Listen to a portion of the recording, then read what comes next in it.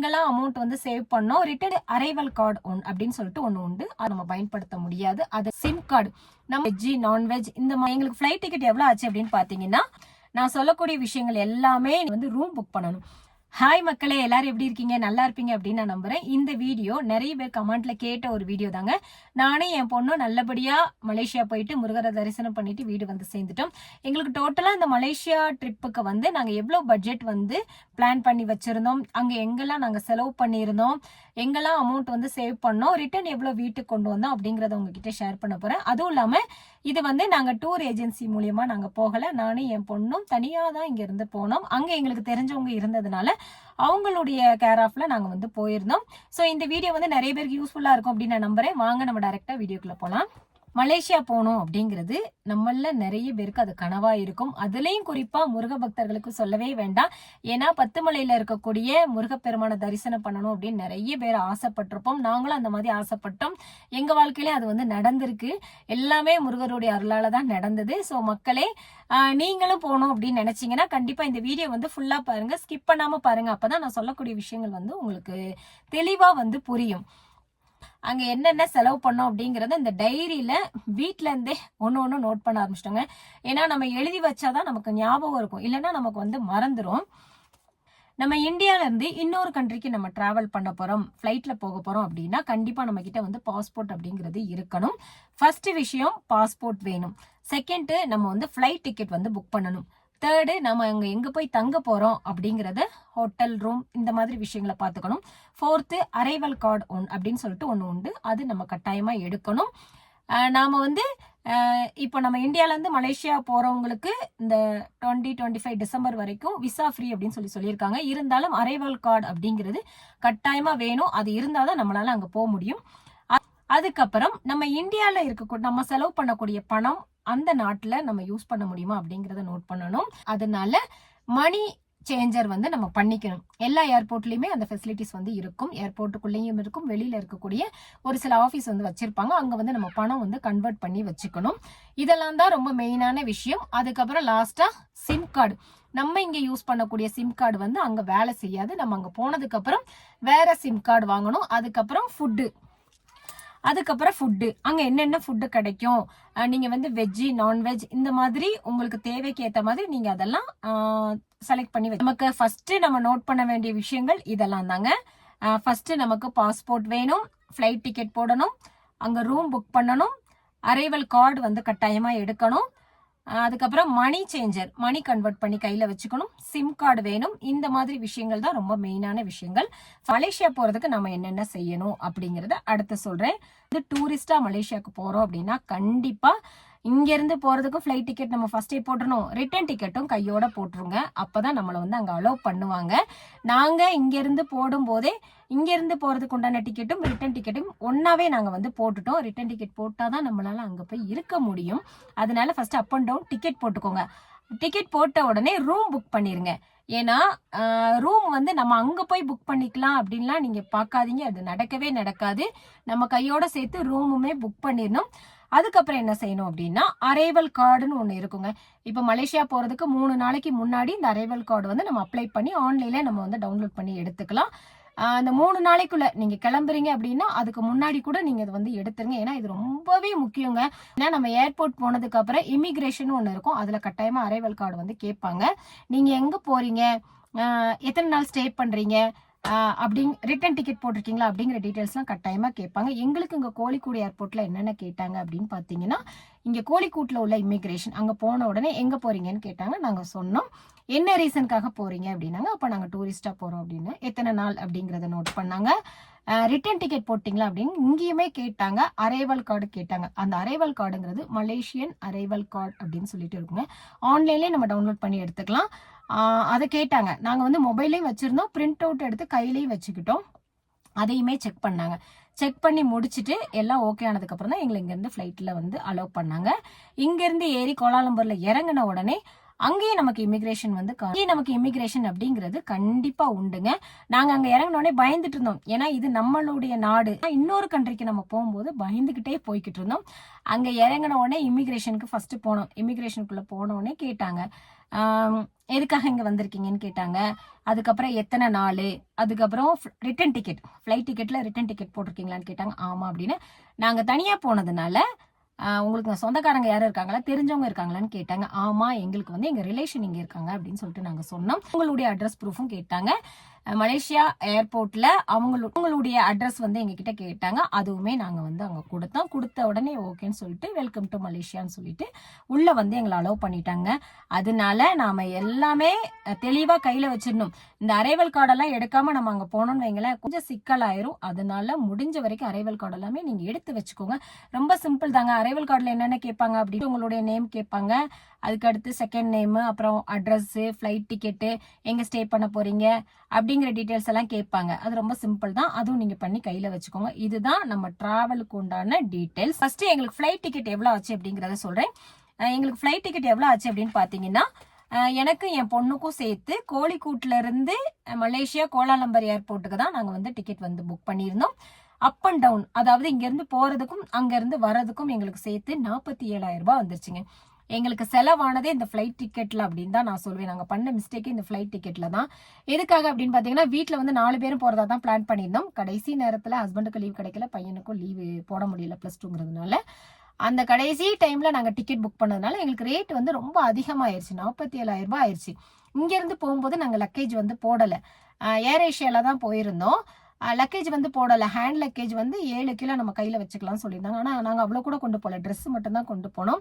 இங்கேருந்து போகிறதுக்கு நாங்கள் லக்கேஜ் போடலை. ஆனால் அங்கேருந்து வரதுக்கு நாங்கள் லக்கேஜ் வந்து இங்கேருந்து டிக்கெட் போடும்போது ரிட்டன் டிக்கெட்டில் லக்கேஜ் வந்து ஆட் பண்ணிட்டோம். எனக்கு வந்து 20 கிலோ, பொண்ணுக்கு 20 கிலோ லக்கேஜ் வந்து போட்டுட்டோம். இதெல்லாம் டோட்டலாக சேர்த்து 47,000 ரூபாய் வந்துச்சுங்க.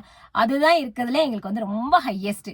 அது நாங்கள் ஒரு 10 நாள் 20 நாளைக்கு முந்தி டிக்கெட் புக் பண்ணியிருந்தோம் அப்படின்னா இந்த அளவுக்கு வந்திருக்காது. கம்மியான ப்ரைஸ்லேயே ஃப்ளைட் டிக்கெட் வந்து போட்டுக்கலாம்.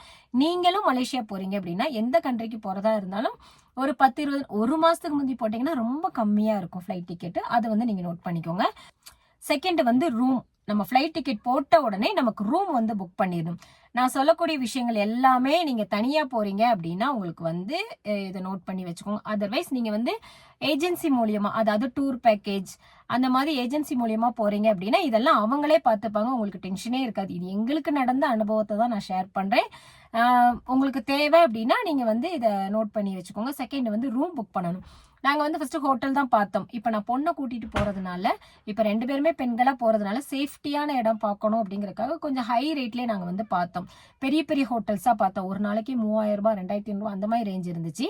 எங்களுடைய ட்ரிப்பு பார்த்தீங்கன்னா 6 nights 7 days வந்து நாங்கள் பிளான் பண்ணியிருந்தோம். 6 நாள் இருந்தால் தான் நம்ம ஒரு சில இடங்களெல்லாம் கரெக்டாக பார்க்க முடியும் அப்படிங்கிறதுக்காக. இந்த 6 நாளுக்காக பார்க்கும்போது ஒரு நாளைக்கே 3,000 ரூபாய்ங்கும்போது 5 நாளைக்கே நமக்கு 15,000 ரூபாய் பக்கம் வந்துடும். அப்படிங்கிறனால ஹோட்டலை வந்து நாங்கள் ஸ்கிப் பண்ணிட்டு அப்பார்ட்மெண்ட் பார்த்தோம்.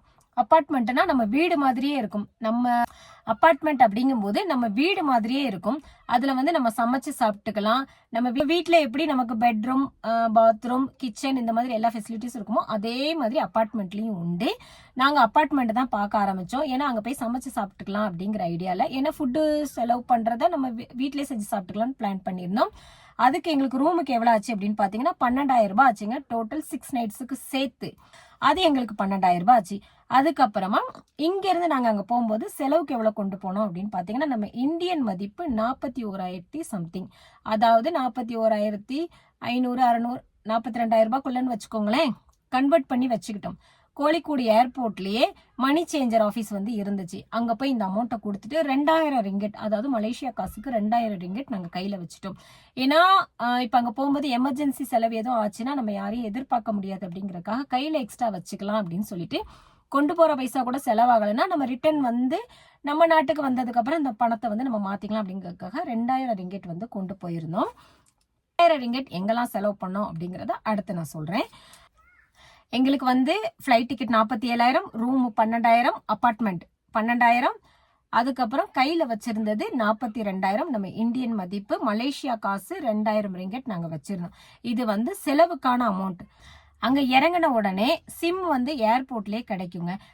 எங்களுக்கு வந்து கோழிக்கூடு ஏர்போர்ட்லயுமே மலேசியா சிம் வந்து கிடைச்சிச்சு. ஆனா அங்க போய் வாங்கிக்கலாம் அப்படிங்கறதுக்காக நாங்க வாங்கல. அங்க இறங்கின உடனே எங்களை பிக்கப் பண்றதுக்கு வந்துட்டாங்க. அதனால ஏர்போர்ட்டுக்குள்ள வாங்காம போற வழியில ஒரு கடையில வாங்கினோம். ஃபர்ஸ்ட் நாங்க மலேசியா காசு செலவு பண்ணதே சிம் கார்டுக்கு தான் செலவு பண்ணோம். நாங்க வந்து இந்த கம்பெனி சிம் தான் வாங்கியிருந்தோம். சிம்முக்கு வந்து எங்களுக்கு எவ்வளவு ஆச்சு அப்படின்னு பாத்தீங்கன்னா 20 ரிங்கெட், மலேசியன் காசுக்கு 20 ரிங்கெட். அதாவது சிம் கார்டு பிளஸ் பிளான், அதாவது நம்ம என்ன பிளான் யூஸ் பண்றோம், டேட்டா எக்ஸ்ட்ரா வேணுமா அப்படிங்கறதெல்லாம் சேர்த்து எங்களுக்கு 7 நாளைக்கு மட்டும் போதுமா இருந்துச்சு. அதனால 7 டேஸ்க்கு மட்டும் நான் ஆஃபர் வந்து போட்டிருந்தேன். 20 ரிங்கெட் வந்தாச்சு. நம்ம ஊர் காசுக்கு பாத்தீங்கன்னா ஒரு 300 இருந்து 400 ரூபாய்க்குள்ள ஆகும். அதுதான் நாங்க ஃபர்ஸ்ட் செலவு பண்ணது. சிம் வாங்கியாச்சு. அதுக்கப்புறம் கொஞ்சம் கோயில்களுக்கெல்லாம் போனோம். ஏன்னா அங்க வந்து ரூம் செக்இன் பண்றது மத்தியானம் 3 மணிக்கு தான் பண்றாங்க. நாங்க போன அப்பார்ட்மெண்ட்ல அப்படிதான் பண்ணாங்க. 3 மணி வரைக்கும் வெளியில தான் நம்ம இருக்கணும். ஆஃப்டர் 3 தான் நம்மள வந்து உள்ள அலோவ் பண்ணுவாங்க. 3 மணிக்கு அப்புறம் நாங்க உள்ள போயிட்டோம். சாயங்காலம் கொஞ்சம் வெளியில சாப்பிட போயிருந்தோம். சாப்பாடை பொறுத்த அளவுக்கு மலேசியா ரொம்ப பெஸ்டான ஒரு கண்ட்ரின்னு தான் சொல்லுவேன். ரொம்ப சீப் அண்ட் பெஸ்டா கிடைக்கும். சாப்பாடை பொறுத்த வரைக்கும் மலேசியால நீங்க பயப்படவே வேண்டாம். சாப்பாடு வந்து ரொம்ப கம்மியான பிரைஸ்ல கிடைக்குது. விதவிதமான ஃபுட்டு வந்து நீங்க அங்க ட்ரை பண்ணலாம். நீங்க வந்து விதவிதமான சாப்பாடை சாப்பிடணும் அப்படின்னு ஆசைப்படுறீங்கன்னா கண்டிப்பா நீங்க அங்க வந்து ட்ரை பண்ணலாம். நான்வெஜ்ஜா இருந்தாலும் சரி, வெஜ்ஜா இருந்தாலும் சரி, நிறைய வெரைட்டிஸ் இருக்கு. எனக்கு அங்க சாப்பாடுல வந்து ஒரு சில சிக்கல் இருந்துச்சு. என்னன்னா நிறைய நான்வெஜ் தான் அதிகமா தெரிஞ்சு, வெஜ்ஜுமே கிடைச்சிச்சு. இருந்தாலும் நம்ம ஊர் டேஸ்ட் அந்த அளவுக்கு எனக்கு அங்க வந்து தெரியல. ரூம்ல இங்கிருந்த அப்பார்ட்மெண்ட்லயே சமைச்சு சாப்பிடலான்னு பிளான் பண்ணி போனோம். ஆனா அங்க போன இடத்துல கரண்ட் அடுப்பால எனக்கு ரொம்ப கடுப்பாயிட்டு, கரண்ட்ல சமைக்கிறதும் எனக்கு பிடிக்காது. அதனால சாப்பாடை வெளியில வாங்கி சாப்பிட வேண்டிய சுச்சுவேஷன் எங்களுக்கு ஆயிருச்சு. 2000 ரிங்கெட்ல 1000 ரிங்கெட் நாங்க தனியா மாத்தி வச்சிட்டோம். அப்படின்னு பாத்தீங்கன்னா அந்த 1000 ரூபாய் நம்ம ரிட்டர்ன் வர்றதுக்கு, ஊருக்கு வரும்போது ஏதாவது பர்ச்சேஸ் பண்ணிட்டு வரணும் இல்லையா, கொண்டு போன மொத்த காசையும் செலவு பண்ணிடக்கூடாது அப்படிங்கறதுக்காக 1000 ரிங்கெட்டை மாத்தி வச்சுட்டு 1000 ரிங்கெட்டை மட்டும் தான் செலவு பண்ண ஆரம்பிச்சோம். எங்களுக்கு சாப்பாட்டுக்கு எவ்வளவு ஆச்சுன்னு பாத்தீங்கன்னா, இது வந்து நாங்க அங்க 7 நாள் இருந்ததுக்கு, 7வது நாள் நாங்க ரிட்டர்ன் வந்துட்டோம். இருந்தாலும் அந்த 7 நாள் அங்க இருந்தோமா, சாப்பாடுக்கு எங்களுக்கு ஒரு 200ல இருந்து 300 ரிங்கெட் ஆயிருக்குங்க. 300 ரிங்கெட். அப்புறம் கிராப்னு சொல்லிட்டு ஒன்று இருக்கும். நம்ம ஊர்ல கேப்னு சொல்லுவாங்க, அங்க வந்து கிராப்னு சொல்லுவாங்க. அதாவது ஒரு இடத்துல இருந்து இன்னொரு இடத்துக்கு நம்ம கார் புக் பண்ணி போறோம் பாத்தீங்களா, அந்த மாதிரி புக் பண்ணி போறதுக்கு இப்ப நமக்கு சாப்பாடு வேணும் அப்படின்னாலுமே அந்த கிராப்லயே கொண்டு வந்து தந்துருவாங்க. பைக்ல எல்லாம் கொண்டு வந்து டெலிவரி பண்ணுவாங்க. நம்ம ஊர்ல ஃபுட் டெலிவரி பண்றாங்களா அதே மாதிரி. அதுக்கு வந்து எங்களுக்கு எவ்வளவு செலவாச்சு அப்படின்னு பாத்தீங்கன்னா ஒரு 200 ரிங்கெட், 250 ரிங்கெட் எங்களுக்கு வந்து அது செலவாச்சு. ஏன்னா காலையில முடிஞ்ச வரைக்கும் நாங்க எங்க ஸ்டே பண்ணிருந்தோம் அப்படின்னு பாத்தீங்கன்னா, மலேசியாவின் தலைநகரான கோலாலம்பூர் KL சிட்டில தான் நாங்க ஸ்டே பண்ணிருந்தோம். பிரிக்ஃபீல்ட்ஸ் அப்படிங்கிற ஏரியால தான் ஸ்டே பண்ணிருந்தோம். அங்க ஏன் சூஸ் பண்ணோம் அப்படின்னா, அந்த ஏரியா ஃபுல்லாமே நம்ம இந்தியன் ஷாப்ஸ் அதிகமா இருக்கும், தமிழர்கள் அதிகமா வாழ்றாங்க. அதனால நாங்க அந்த இடத்த வந்து செலக்ட் பண்ணோம். ஏன்னா நம்ம புதுசா ஒரு கண்ட்ரிக்கு போறோம், அதுவும் நாங்க 2ம் பெண்களா போனதுனால ஒரு பயம் இருக்கக்கூடாது அப்படின்னு யோசிச்சு நம்ம தமிழர்கள் இருக்கக்கூடிய இடமா நாங்க செலக்ட் பண்ணி போனோம். ஆனா பயந்த அளவுக்கு அங்க எதுவுமே ஒண்ணுமே இல்லைங்க. மக்கள் எல்லாம் ரொம்ப சகஜமா இருக்கிறாங்க. தமிழ் மக்கள் எங்க பார்த்தாலும் தமிழ் மக்கள். அங்க இருக்கக்கூடிய மக்களுமே நம்ம கிட்ட நல்லா பேசினாங்க, அன்பா பேசினாங்க. அதனால பயப்படவே வேண்டாம். நாங்க அங்க ஸ்டே பண்ணியிருந்தோமா, பக்கத்துல என்னென்ன இடங்கள் இருக்கு அப்படிங்கறத நாங்க வந்து மலேசியா போறதுக்கு 1 மாசத்துக்கு முந்தைய எங்க பொண்ணு ஃபுல்லா நோட் பண்ண ஆரம்பிச்சிட்டாங்க. முடிஞ்ச வரைக்கும் நாங்க நடந்தே போவோம். காலையில சாப்பிட்றதுக்கு, டிஃபன் சாப்பிட்றதுக்கு நடந்தே போவோம். அப்ப எங்களுக்கு அதுல கிராபுக்கு செலவு பண்ற காசு வந்து மிச்சமாயிரும். நடந்து போய் ஹோட்டல்ல சாப்பிடுவோம். நடந்து போகும்போது அங்க உள்ள இடங்களை வந்து நம்ம நல்லா பார்க்கலாம், வீடியோஸ் நல்லா எடுக்கலாம் அப்படிங்கறதுக்காக நடந்து போனோம். வெளியில சுத்தி பாக்குறதுக்கு அப்படின்னா ஃபர்ஸ்ட் நாங்க போனது நம்ம பத்துகேவ்ஸ்ல இருக்கக்கூடிய முருகப்பெருமான தரிசனம் பண்றதுக்கு தான் நாங்க போனோம். அங்க கோயில்களுக்காக தான் நாங்க மெயினா மலேசியா போனதே. நிறைய கோயில்களுக்கு போகணும், நிறைய அர்ச்சனைகள் பண்ணணும் அப்படிங்கறதுக்காக தான் போனோம். எங்களுக்கு சாப்பாடுக்கு ஒரு 200ல இருந்து 300, கிராபுக்கு ஒரு 250, அந்தாந்தானு ஒரு 600 ரூபாய் வந்து எங்களுக்கு இதுக்கு தான் செலவாச்சு. சாப்பாடு பிளஸ் இதுக்காக தான் செலவு பண்ணுச்சு. அதுவும் இல்லாம அதுக்கப்புறம் இந்த கிராப் புக் பண்றீங்க அப்படின்னா ஒரு சின்ன விஷயம் சொல்றேங்க. காலையில இந்த ஒர்க்கிங் டைம் இருக்கும் பாத்தீங்களா, எல்லாரும் ஆபீஸ் போறது, ஸ்கூலுக்கு போற அந்த டைம்ல நீங்க புக் பண்ணீங்கன்னா ரேட்டு ஹையா இருக்கும். கொஞ்ச நேரம் கழிச்சு புக் பண்ணீங்கன்னா லோவா இருக்கும். ஈவினிங் அதே மாதிரி ஆஃபீஸ் டைம்ல க்ளோஸ் பண்ற டைம் நீங்க புக் பண்ணீங்கன்னா அதிகமா இருக்கும். மற்ற நேரங்களில் கொஞ்சம் கம்மியாகும். மத்தியான நேரத்தில் ரொம்ப கம்மியாக இருக்கும் அந்த கிராப் புக் பண்ணி நம்ம வெளியில் போகிறதுக்கு. நாங்கள் ஃபஸ்ட்டு பத்துகேவ்ஸ்க்கு போயிருந்தோம். அங்கே வந்து ஆஃப் டே ஃபுல்லாக அங்கே தான் இருந்தோம். அங்கே போயிட்டு வந்துட்டு மறுநாள் பார்த்தீங்கன்னா ஒரு சைனீஸ் டெம்பிள் இருக்குது, அங்கே போயிருந்தோம். அப்புறம் பவிலியன் சொல்லிட்டு ஒரு பெரிய ஷாப்பிங் மால், அங்கே போயிருந்தோம். அதுக்கப்புறம் பவிலியனுக்கு கீழே நிறைய ஸ்ட்ரீட் கடைகள், நிறைய ஸ்ட்ரீட் கடைகள் இருக்குங்க. அங்க வந்து வெரைட்டியான ஃபுட் இருந்துச்சு. நாங்க ஆனா பவிலியன்ல எதுவுமே பர்ச்சேஸ் பண்ணல. எதுக்காக அப்படின்னு பார்த்தீங்கன்னா, அங்க வந்து எத தொட்டாலும் ரேட்டுங்க. ரேட்டுக்கு ஏத்த மாதிரி குவாலிட்டி இருந்துச்சு. இருந்தாலும் நாங்க அங்க எதுவுமே வாங்கல.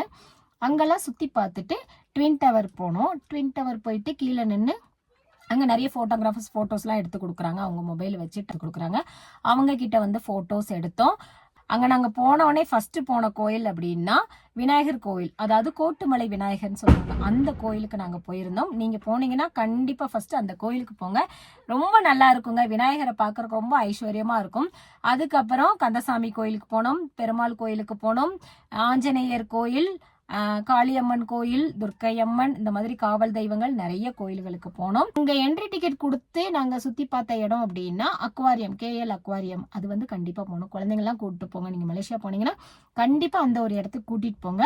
ஏன்னா பிள்ளைங்க வந்து நல்லா என்ஜாய் பண்ணுவாங்க. அதெல்லாம் பார்க்கக்கூடிய இடம். நம்மளை சுத்தி நிறைய மீன்கள் இருக்கும். ஒரு கடலுக்குள்ள இருந்த மாதிரி ஒரு ஃபீல் இருக்கும்.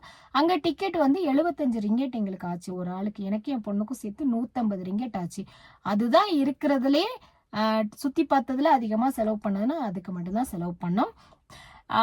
அப்புறம் ஷாப்பிங் பண்றது எங்க பண்ணலாம் அப்படின்னு கேட்டீங்கன்னா, கிளம்புறதுக்கு நாள் நீங்க ஷாப்பிங் பண்ணுங்க. நாள் 2 நாள் அதுக்கு முன்னாடி நீங்க ஷாப்பிங் பண்ணுங்க. போனோடனே ஷாப்பிங் பண்ணினாங்க காசெல்லாம் காலி ஆயிரும். ஏன்னா நம்ம புதுசா ஒரு இடத்துக்கு போயிருக்கும் போது பாக்குறதெல்லாம் வாங்கணும்னு தோணும். கிளம்புறதுக்கு நாள் நீங்க ஷாப்பிங் பண்ணா கூட ஓகேவா தான் இருக்கும். கஸ்தூரி வாக்குன்னு சொல்லிட்டு ஒரு பிளேஸ் இருக்கும். அது வழியா போனோம் அப்படின்னா அதை கடந்து சைனா டவுன்னு ஒரு பிளேஸ் இருக்கும். சூப்பரான பிளேஸ். நீங்க ஷாப்பிங்க்குனே அந்த பிளேஸ்க்கு நீங்க போகலாம். ஏன்னா எதை தொட்டாலும் ரொம்ப கம்மியான ரேட்ல தான் கிடைக்குது. ஏன்னா அங்க பிராண்டடுக்குள்ள செகண்ட் குவாலிட்டி, தேர்ட் குவாலிட்டி அந்த மாதிரி அங்க சேல்ஸ் பண்றாங்க. நீங்க பேரம் பேசி வாங்கணும்னா அழகா பேரம் பேசி வாங்கலாம். ஆனா வாங்குறதா இருந்தா மட்டும் பேரம் பேசுறீங்கன்னா நீங்க பேரம் பேசிட்டு வாங்கலைன்னா பிரச்சனை ஆயிரும். அதனால சைனா டவுன்ல நிறைய திங்ஸ் வாங்கலாம். டிஷர்ட், ட்ரெஸ்ஸு, வீட்டுக்கு தேவையான பொருட்கள் வாங்கலாம். சூட்கேஸ் வாங்கலாம். சூட்கேஸ் கூட நாங்க அங்கதான் வாங்கினோம். 80 ரிங்கெட் கிட்ட 80 ரிங்கெட் ஆச்சு. பெரிய சூட்கேஸ் பேசி 80 ரிங்கெட்டுக்கு வந்து வாங்கணும். அதுக்கப்புறம் ஹேண்ட்பேக்கு, இந்த மாதிரி நீங்க வந்து ஷாப்பிங் பண்ணணும்னு ஒரு விருப்பத்தோட போனீங்கன்னா நீங்க சைனா டவுன்ல போய் பர்ச்சேஸ் பண்ணலாம். அதுக்கப்புறம் இன்னொரு மாலுக்கு போனோம். அப்புறம் இன்னொரு ஷாப்பிங் மாலுக்கு வந்து போயிருந்தோம். அது வந்து நியூ சென்ட்ரல் அப்படின்னு சொல்லிட்டு ஒரு ஷாப்பிங் மால். அந்த மாலுக்குள்ள 2.60 ரிங்கெட்னு சொல்லிட்டு ஒரு கடை உண்டுங்க. அந்த கடையை தேடி பிடிச்சி போனோம். அந்த கடைக்குள்ள போனோம்னா ஏகப்பட்ட திங்ஸ் வாங்கலாம். நம்ம வீட்டுக்கு என்னென்ன பொருட்கள் வேணுமோ எல்லாமே அங்க வாங்கலாம். 2.60 ரிங்கெட், அவ்வளவுதாங்க. நம்ம ஊர் காசுக்கு 40 ரூபா சில்லற வரும். ஒரு பொருளும். சாக்லேட்ஸ் வந்து அங்க நிறைய இருக்கு. மலேசியா அப்படின்னாலே சாக்லேட் ஃபேமஸ் அப்படின்னு சொல்லுவாங்க இல்லையா? ஸோ நாங்க அந்த 2.60 ரிங்கெட் கடையில தான் சாக்லேட்ஸ் எல்லாமே வாங்கினோம். பெருசா நாங்க ரொம்ப பர்ச்சேஸ் பண்ணலங்க. கோயில்கள்ல அர்ச்சனை பண்ணணும், சாப்பாட்டுக்கு கொஞ்சம் செலவு பண்ணணும், கிராபுக்கு செலவு பண்ணோம். பொருட்கள்லாம் அவ்வளவா வாங்கல. இங்க இருக்கிற மாதிரியே தான் அங்கேயும் இருக்கு. அதனால வீட்டுல ஹஸ்பண்டுக்கு கொஞ்சம் ட்ரெஸ் எடுத்தேன், பிள்ளைங்களுக்கு ட்ரெஸ் எடுத்தேன், அத்தைக்கு சாரி எடுத்தேன். அவ்வளவுதான். மற்றபடி ரொம்ப செலவு பண்ணல.